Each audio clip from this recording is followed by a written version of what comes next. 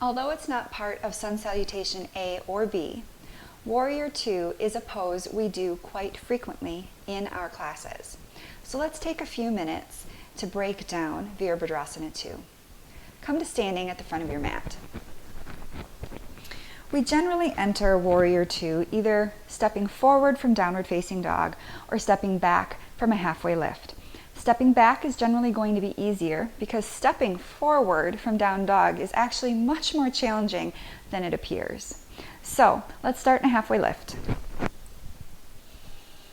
Step your right foot back, pivot your right heel down so that your right foot is in line with the back of your mat or slightly turned in. Make sure your feet are aligned. You have two choices here. You can either go heel to heel, which is slightly more accessible for your hips, or heel to arch. And then go ahead and stand up into the pose.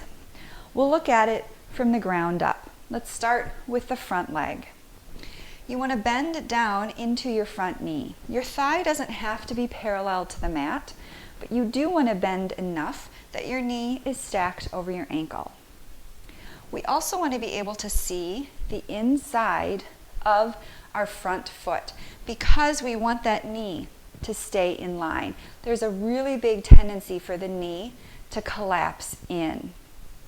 So turn on your glute medius, which helps with your external rotation.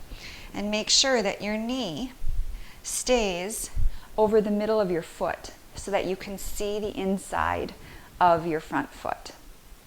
Then in your back foot, there's a tendency to kind of collapse down into that back knee and not really press through the foot. So press strongly through the outside edge of your back foot.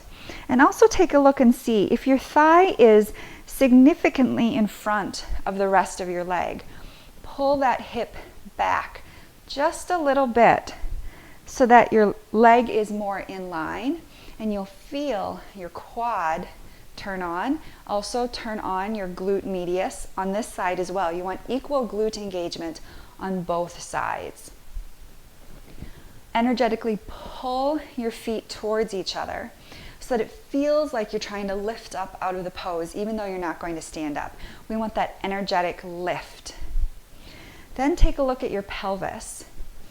Like we did in Warrior One, take the base of your palm and place it against your hips and see where your hips are pointing. They're probably pointing off at an angle.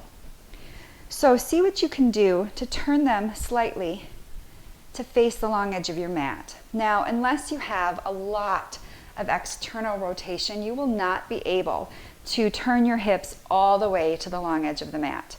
That's okay. Get them as close as you can, but then also notice what's happened to your front knee. Has it started to cave in? If so, you may need to back out slightly with your hips so that you can open your knee to the left in this case. Tuck your tailbone slightly so that you can engage your transverse abdominis. Pull your low ribs in and down. And make sure you've got a nice line through your torso, hip through your torso, up to your shoulder. We sometimes just let everything hang loose in our torso as we stand in Warrior Two. But whatever we're doing, we want to engage strongly through the transverse abdominis, pull those low ribs in and down, and find that nice straight line through our entire torso. Then with our shoulders, we turn those to face the long edge of the mat. Extend our arms directly out from our shoulders. Draw our shoulder blades ever so slightly towards each other. They're not kissing, but just slightly towards each other.